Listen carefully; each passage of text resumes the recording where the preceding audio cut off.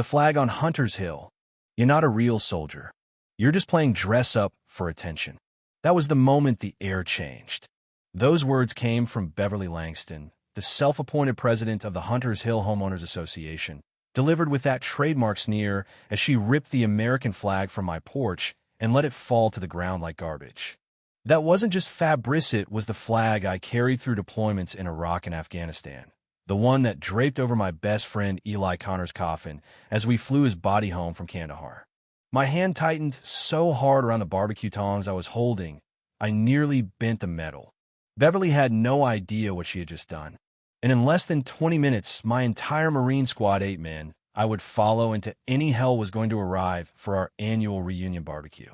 She was about to learn the difference between a neighborhood bully and a brotherhood forged in fire. The day had started like any other. I was getting my morning run, sweat pouring down as I jogged past Beverly's front yard. She was out there in a pastel pink tracksuit, pruning her rose bushes with exaggerated importance, oversized sunglasses shielding her eyes even though the sky was overcast. She glanced up, gave me that tight, fake smile that twisted into a smirk the moment her eyes landed on the dog tags bouncing against my chest. "Still wearing those?" she called out. "Bit dramatic, don't you think?" I ignored her and kept running.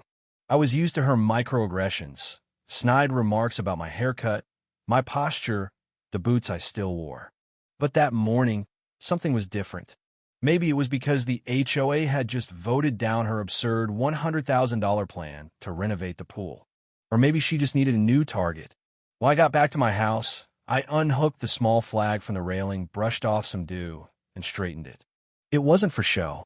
It was ritual, something that grounded me in a world that often felt too loud and too detached. A part of my morning as sacred as checking your six before entering a room. That's when Beverly crossed the street. Clipboard in hand like a sheriff's badge, sunglasses still on, lips pursed. She didn't knock. She didn't speak with civility. She marched straight up and pointed. "You know the HOA guidelines prohibit political displays on private property," she announced. "We've received complaints." I stepped in front of the flagpole. "That's not political," I said calmly. "That's military issued. That flag has been folded on more caskets than you've signed forms. It's mine, and it stays." She rolled her eyes. "Oh, spare me the theatrics. You're not a real soldier. If you were, you wouldn't still be parading around like you are. People who actually serve don't act like this." Then, without warning, she reached past me, yanked the flag down, and let it drop. "You're just a wannabe, playing soldier, wearing the costume, but everyone can see through it." I didn't scream, didn't curse. I just bent down, picked up the flag, folded it precisely, and walked back into my house. Her voice was still spewing something about HOA violations and formal complaints, but it was already white noise. I sat on my couch and stared at the framed photograph from Operation Desert Pinnacle, 2011. All 9 of us, arms slung over shoulders, dust in the air, blood on our uniforms. That flag had been in the background of that photo. My phone buzzed. "Touchdown. En route. You better have ribs." I smiled. Within the hour, Hunters Hill was about to experience a military-grade reunion. 8 trucks rolled in one by one, black SUVs and Jeeps with windows down and laughter spilling out. Men in cargo pants, tactical boots, one with a prosthetic leg, an AK-9 named Thor. Beverly watched from her lawn, clutching her phone like a crucifix. One of the guys nodded to her. "Ma'am," he said politely, and walked past like she wasn't even worth a second glance. We got to work. No instructions needed. Folding tables unfolded, chairs lined up, flags of our old battalions mounted in my backyard. Smoke curled up from the grill. Laughter rolled out like thunder. Beverly called the police. Within minutes, 2 patrol cars pulled in, lights flashing. She ran toward them like they were reinforcements. "There's a militia forming," she shouted. "Paramilitary group. They've got dogs. Weapons. They're trying to intimidate me."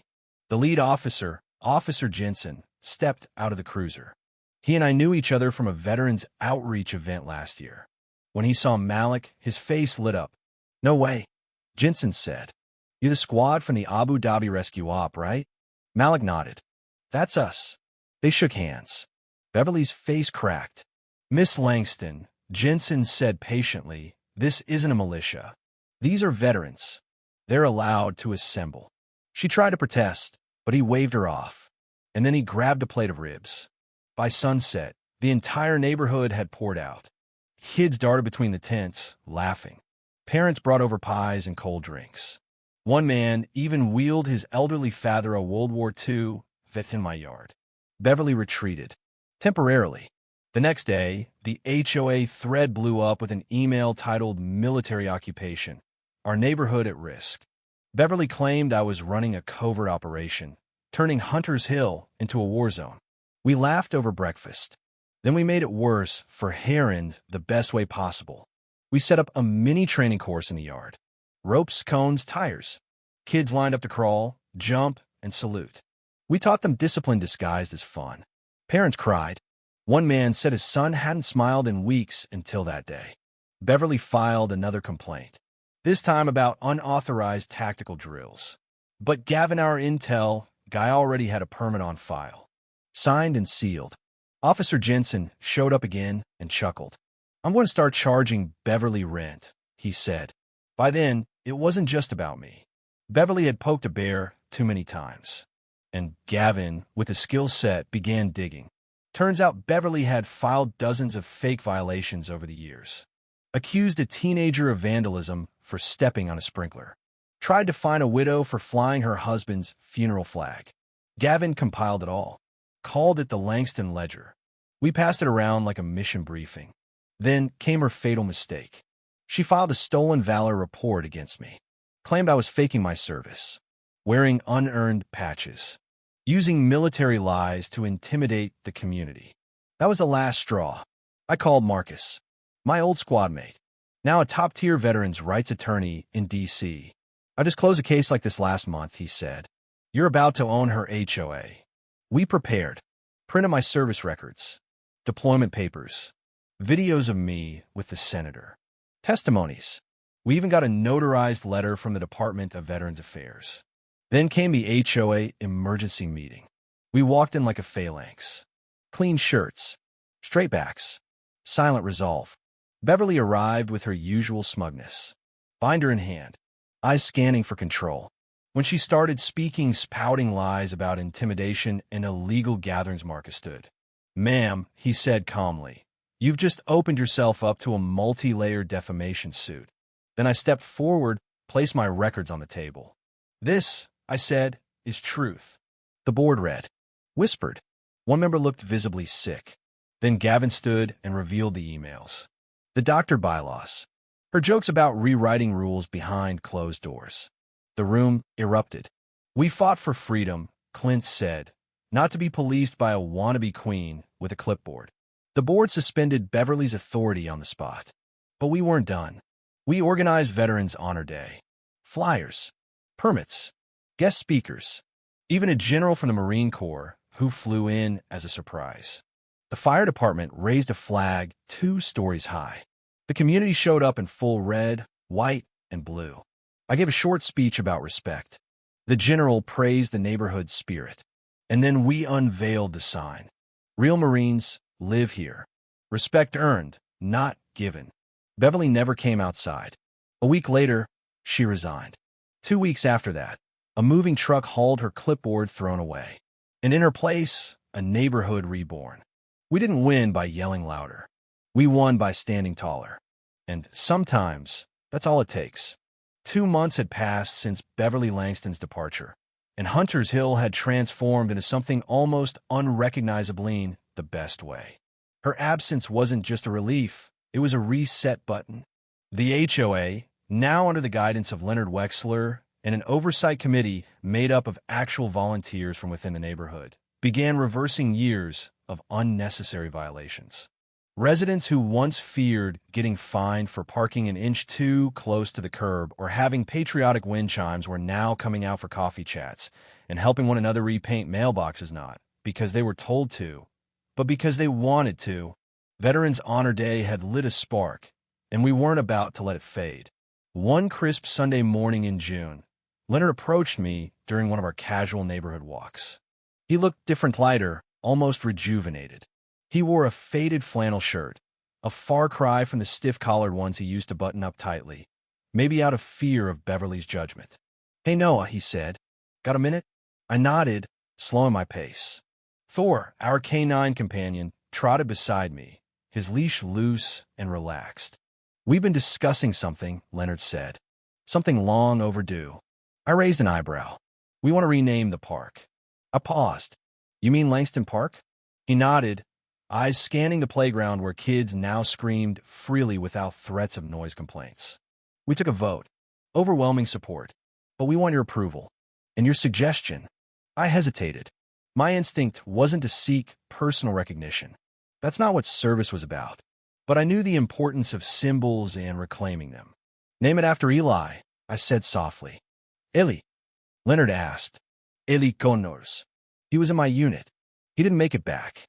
Leonard's eyes welled up slightly. That's perfect." So, just 2 weeks later, what was once Langston Park was rechristened Connors Memorial Field. A new plaque was installed at the entrance, simple and strong, in honor of Sergeant Eli Connors, who gave his life in service to his country. Let this park be a place where freedom lives, laughter echoes, and unity endures. The unveiling drew a bigger crowd than anyone expected. Veterans from surrounding towns came. Parents brought flowers. A group of ROTC cadets stood in formation, saluting. And I stood beside Eli's parents. His mother, Mrs. Connors, gripped my hand, tears falling without shame. She whispered, "I always hoped he'd be remembered by more than a folded flag. Thank you for giving him a place that lives." And in that moment, I realized something else had shifted, not just in our neighborhood, but in me. I had spent years keeping my service compartmentalized, a separate box in my mind. Sacred, but sealed. Beverly tried to use that box against me, weaponize my pride, turn it into something performative or suspicious. But now, that box had opened, and inside wasn't just grief and memory. It was legacy. By midsummer, Hunters Hill had fully embraced its new identity, not as a perfect suburban picture, but as a living, breathing community. The HOA hosted their first family day, inviting food trucks, live music, and games on Connors Field. Gavin organized a cybersecurity workshop for teens.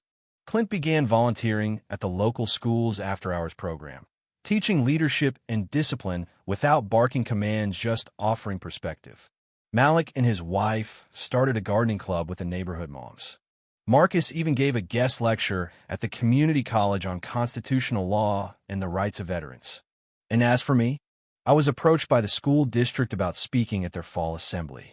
At first, I wasn't sure, but then I thought about the kids who watched Beverly throw that flag and the ones who watched us pick it back up. I thought about what they learned from that. So I agreed.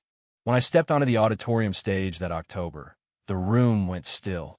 Hundreds of students, backpacks slung over chairs, whispered as I adjusted the mic. I looked out at them not as a soldier, not as an HOA member, but as a neighbor. "I was told to talk to you today about respect," I said. "But I think we all know respect isn't a speech. It's not rules or fines or fear. It's in how we treat people when no one is watching. It's in how we listen, not just how we speak. And sometimes it's in how we stand quietly, firmly when someone tries to tear us down." Afterward, students lined up just to say thank you. One boy whispered, "I won't be like you one day." I smiled and said, "Then be better than me." Winter came. Snow blanketed Hunters Hill in silence. And with it came peace. Beverly's old house stood empty for a while, but then something surprising happened. It sold. A young couple moved in, Jason and Layla, both Air Force veterans, both kind and humble. When they hung a modest flag over the porch, no one batted an eye. In fact, someone left a welcome basket on their doorstep with a note, "Glad to have you in the foxhole." That spring, Jason and Layla joined the new HOA board. They helped draft the first truly democratic charter the neighborhood had ever had: open forums, community votes, and term limits. And every year now, on the third Saturday of May, Veterans Honor Day is held on Connors Field. Each time, the flag goes up without fear. The laughter of children rings out, like victory bells. And somewhere I know Eli's watching. I still barbecue. I still fold the flag every morning. And sometimes, late at night, when the porch light glows and the wind rustles the banner just right, I think back to that moment Beverly stood across from me, tearing down something sacred, thinking she had won. But she didn't understand something we all knew in our bones. Flags don't fall because someone drops them. They fall when no one picks them back up. And as long as I'm breathing, that will never happen on my watch. Because respect isn't just earned. It's defended. It's honored. And sometimes it's grilled over smoked ribs with 8 brothers by your side while the whole neighborhood watches and learns what real unity looks like. That's the legacy we built. One porch, one flag, one fight that turned into something far bigger than any HOA could control. And I wouldn't trade that for anything.